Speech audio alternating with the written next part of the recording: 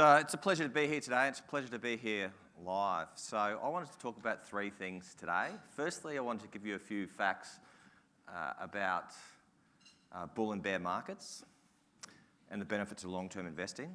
Secondly, I wanted to talk about the benefits of shorting. And then thirdly, I just wanted to run through a couple of companies that we're long in the portfolio that fit the theme of this summit, the Great Reshape. Give you a second to look at the disclaimer. So bear markets can be very scary, and there's a lot of ordinary decisions that are made by investors in bear markets, but they don't have to be scary. Bull markets, on average, last for 5 years. The average performance is about 170%.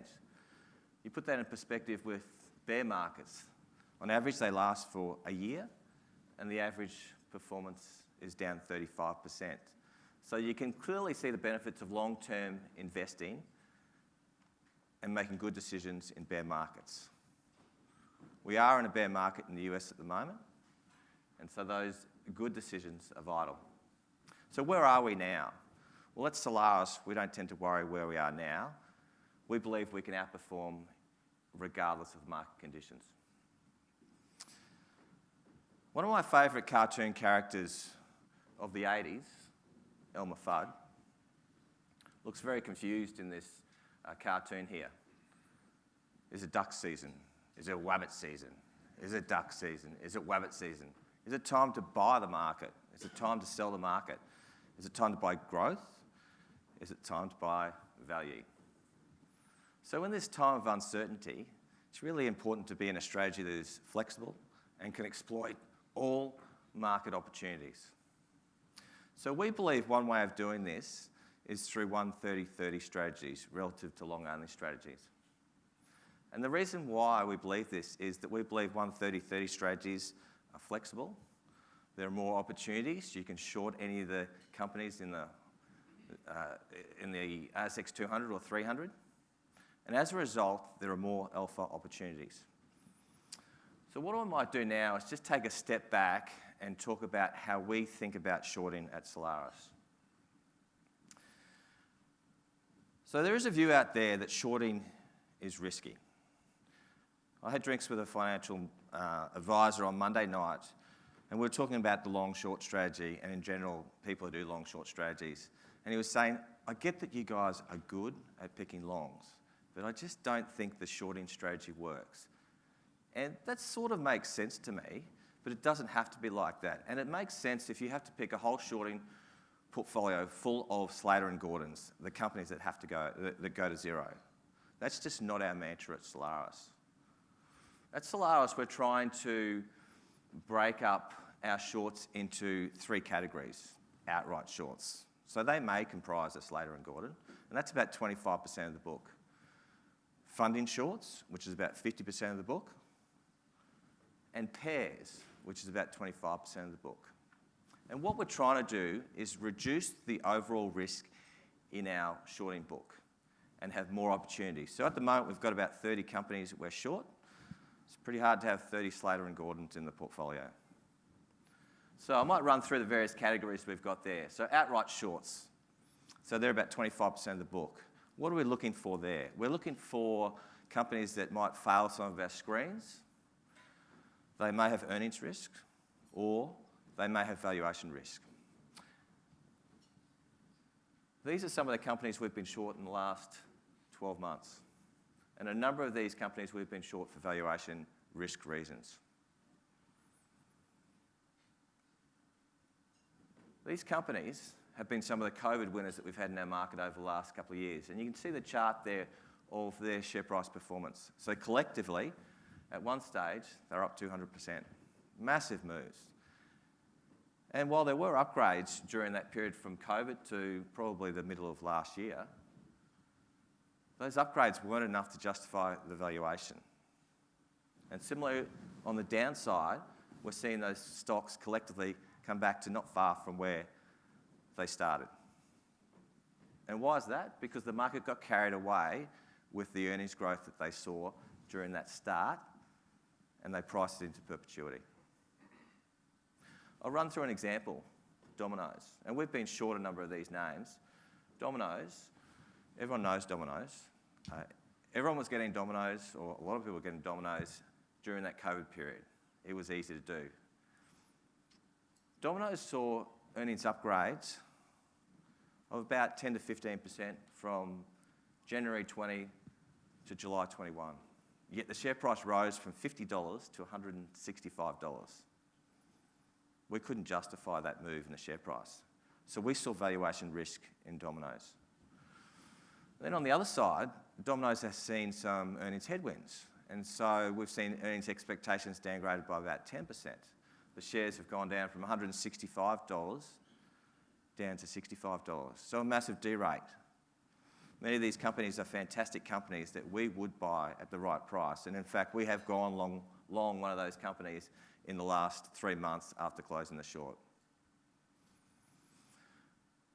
So, up by the stairs, down by the elevator. So the second lot of shorts that I talked about are funding shorts. So they make up about 50% of our shorting book.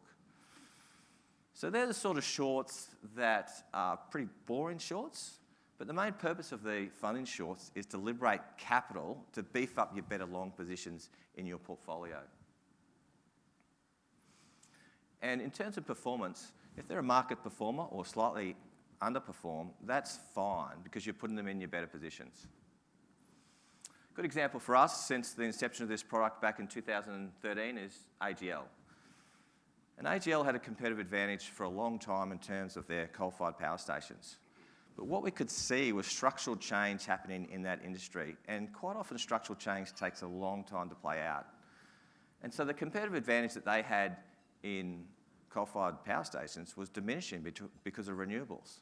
The barriers to entry were being lowered, the price of renewables was coming down, and there was supply coming to the market. So we could see earnings coming under pressure. So that was a great funding short that has been there since the start of our product. Now, not even Mike Cannon-Brookes can convince us to buy AGL just yet.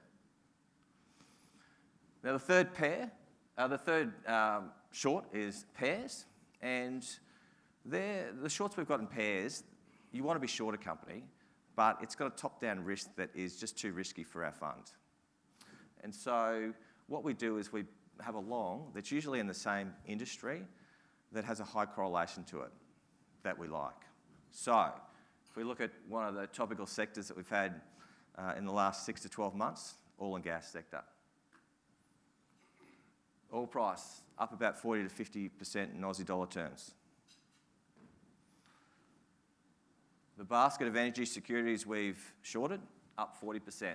So in isolation, that is a terrible short. And we don't want to expose our fund and our investors to that risk. But we've paired it on the other side with Worley. And we like Worley because it doesn't have the same structural decline issues that some of the oil and gas names have. And in fact, they'll be a beneficiary of the transition that the oil and gas companies will have to go through. They provide services. They provide services in relation to hydrogen, carbon capture and storage, water, etc. So in fact, they're up 60%. The short's up 40%. That's a win for us because net you're up 20%. So what we're trying to do in all these shorts is produce a diversified, low-risk shorting portfolio. And it can be done. It doesn't have to be risky shorting. So I've talked about how we short. Now I'm going to talk about a couple of companies that we have in the portfolio, long companies that we believe fit the theme of this summit. So 2 companies, Cleanaway and Macquarie. The first one, Cleanaway. So you'd know Cleanaway is the company that comes and picks up your rubbish and takes it up right over to the right-hand side to treatment and disposal in landfill. So something changed in 2018, which is quite important. The Chinese came out and banned taking Australian plastic. So we're already recycling prior to 2018, but that was pretty significant for the industry.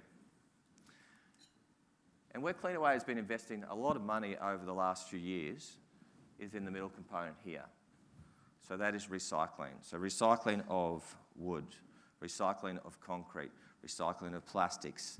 In the last year, they recycled 1 billion plastic bottles that went back to Coke and Asahi. So clearly someone is drinking a lot of Coke and they're still drinking beer.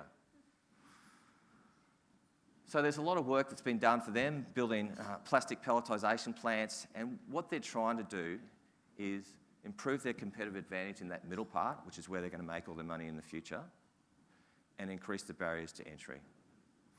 And the second bit, energy from waste. What they're proposing in the future is to build plants that will take whatever's not recycled and convert that to energy.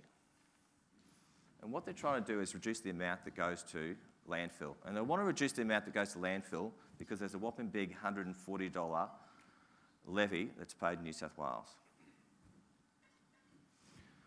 Now that JV they're doing with Macquarie for that waste to energy, they're doing in Queensland and in Victoria, and each of those plants should be able to power 50,000 houses.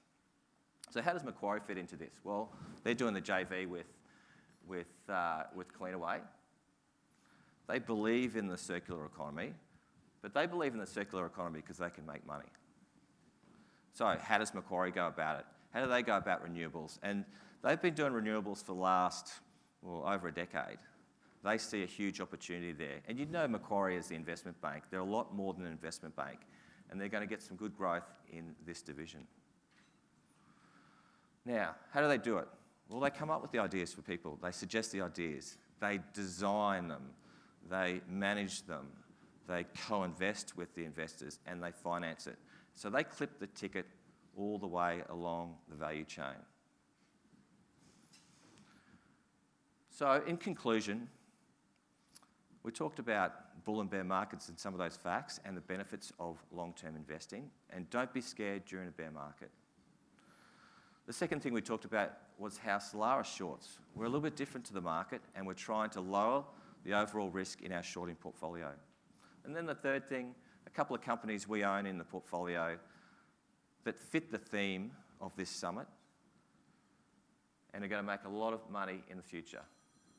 Really appreciate your time today. Have a great day.